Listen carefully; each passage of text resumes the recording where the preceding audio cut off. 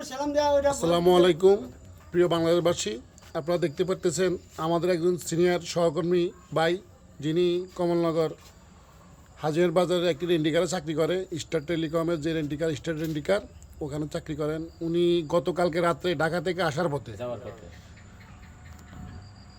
ঢাকা শহর যাওয়ার পথে, উনি লক্ষ্মীপুরের কমলনগর থেকে ঢাকা দিকে যাওয়ার পথে, লোকেশনটা কোথায়?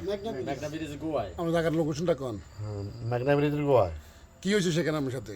ওখানে ডিবির পোশাক গায়ে দিয়ে আমার টার্গেট লাইট দিয়ে সিগনাল দিয়ে কব আমার দাঁড়া, তোমার গাড়ির ইনফরমেশন আছে। দাঁড়ায় তারপর আমার যাত্রীর কানের জিনিস আর টাকা পয়সা নিয়ে গেছে। আমার 4-5টা কোপ দিছে, আমি আত্মে ফিরেছি, তারপরেও লাগে গেছে কোপগুলো। আপনারা দেখতে পাচ্ছেন এই যে এটা দামার উল্টা পিঠে বা নয়, এটা দামা দিয়ে কোপ দিছে। উনি হয়তো শক্তিশালী মানুষ, আমার গাড়ি তো লাগছে, হাত দিয়ে গেলা ফিরাইছে, তারপরে ওনার গায়ে যেটুকু লাগছে আপনারা দেখতে পাচ্ছেন মারাত্মকভাবে উনি জখম হয়েছে। এবং ওনার গাড়িতেও কয়েকটা কোপ দেওয়া হয়েছে। যদি হয় রাস্তার বা আপনার যদি হয় ঢাকা চট্টগ্রাম হাইওয়ের অবস্থা, তাহলে সামনে যদি কোনো পড়াশোনার লোকজন আমাদের ড্রাইভারদেরকে সিগন্যাল দেয়, তাহলে তারা কিসের ভরসা বা কিসের উপরে নির্ভর করে উনি দাঁড়াবেন? যেখানে ডিবির পোশাকেই ওনাকে থামিয়ে ওনার গাড়িতে ডাকাতির চেষ্টা, ওনাকে এভাবে আঘাত করা হয়। প্রশাসনের কাছে বলছি, প্রশাসনের কথা দাঁড়াইও না, চলে যাও। তারা কি করছে, আমাদেরকে না দেখি দাঁড়াইও না, চলে যেতাম বলি। এরা টার্গেট লাইট মার আর বাসে হুম দেয়, তোমরা চলে যাও, আমরা আইতেছি। এর উনি প্রশাসন।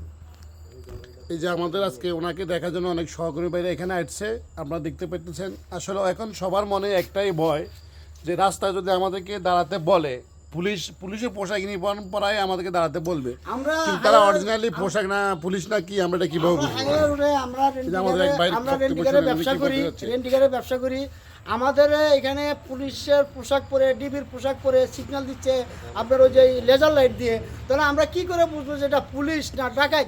এখন হায়ার পুলিশে যদি এইভাবে যদি আমাদের নিরাপত্তা না দিতে পারে, তাহলে তারা কেন হায়ার রোডে আপনার লেজার লাইট দিয়ে কেন সিগন্যাল দিবে? এরা যেখানে ডাকাতিগুলো হয়, এটা প্রশাসন যদি ওই জায়গাটা পদক্ষেপ নেয়, তাহলে আমরা নিরপেক্ষ থাকতে পারি। আর নাহলে তো আমাদের কোনো এখানে নিরপেক্ষ থাকার কোনো আমাদের নিরাপত্তা নয়। তাই এটা আমরা বলবো যে প্রশাসনে যেরকম যে স্পটগুলো আছে, ওইখানে যেরকম পদক্ষেপ নিয়ে থাকে প্রশাসন, এইটি আমাদের প্রত্যাশা। দুঃখিত ওনার বিষয়, ওখানে নিরাপত্তা বলতে আসলে উনি বলতে চাচ্ছিল যে আমরা নিরাপদ নয়, মানে রাস্তাঘাটে চলার পথে আমরা নিরাপত্তার অভাব, নিরাপত্তাহীনতা ভুগছি। উনি এই কথাটা বলতে গিয়ে একটু ভুল বলেছেন। ঠিক আছে, পোশাক গায়ে আমাদের প্রশাসনিক পোশাক পাইলো কোথায়? প্রশাসনিক পোশাক পাইলো কোথায়? ওরা প্রশাসনিক পোশাক দিয়ে, লেজার লাইট দিয়ে, সিগন্যাল দিয়ে তারপরে ডাকাতি করে। ওরা এই পোশাকগুলো পাইলো কই? আর অহরহ মেঘনা ব্রিজের গোয়ায় ডাকাতি হইতেছে। পুলিশ মেঘনার ওই পারে থাকে আর ডাকাতি এই পারে থাকে। পুলিশে যাই বললে পুলিশে বলে তোমরা চলে যাও।